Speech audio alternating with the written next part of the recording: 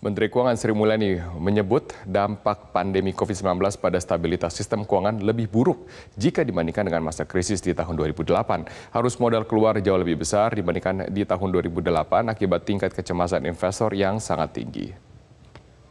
Selamat pagi, Pak Gubernur. Menteri Keuangan Sri Mulyani Indrawati mengungkapkan stabilitas sistem keuangan Indonesia pada akhir Maret 2020 berada dalam kondisi sangat waspada.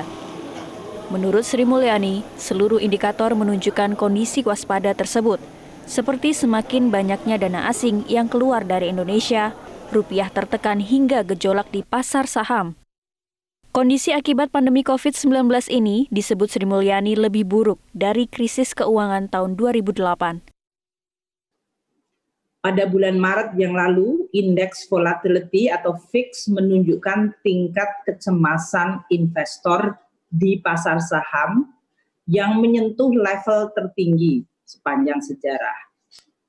Akibat kinerja pasar saham di negara maju dan berkembang yang mengalami gejolak bahkan mendekati kepanikan dan kemudian merosot secara tajam.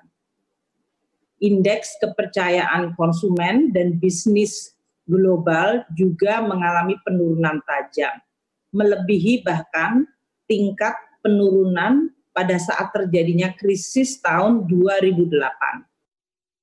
Negara berkembang mengalami arus modal keluar yang sangat besar karena investor lebih memilih aset yang aman dalam bentuk dolar. Kementerian Keuangan mencatat bulan Januari hingga Maret 2020 terjadi arus modal keluar atau capital outflow dari pasar keuangan Indonesia hingga 145,28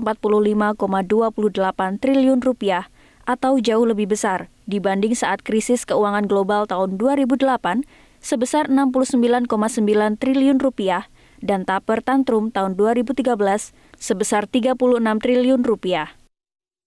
Nilai tukar rupiah juga tertekan cukup dalam. Akhir Februari 2020, rupiah tercatat sebesar 14.318 per dolar Amerika dan melemah pada pekan kedua Maret 2020 hingga mencapai level 16.575 per dolar pada 23 Maret 2020.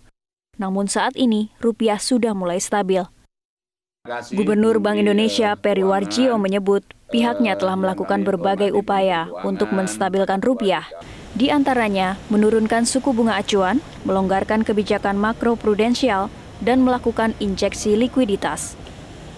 Bank Indonesia telah melakukan injeksi likuiditas atau disebut quantitative easing ke pasar uang dan perbankan dalam jumlah yang besar.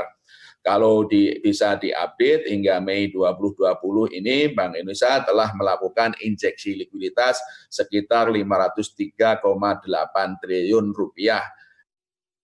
Sementara, Ketua Dewan Komisioner Otoritas Jasa Keuangan (OJK) Wimbo Santoso mengungkapkan, sektor jasa keuangan hingga April masih terjaga stabil. Rasio kecukupan modal perbankan maupun asuransi masih cukup tinggi, meski turun dibanding akhir tahun lalu. Maret 2020, rasio kecukupan modal perbankan sebesar 21,77%, turun dibanding posisi bulan Desember 2019 sebesar 23,31%. Sementara rasio kecukupan modal perusahaan asuransi jiwa sebesar 642,7% dan asuransi umum sebesar 297,3%. Rasio kredit bermasalah perbankan juga terbilang masih aman meski terjadi peningkatan. Dari Jakarta, Tim Liputan Metro TV.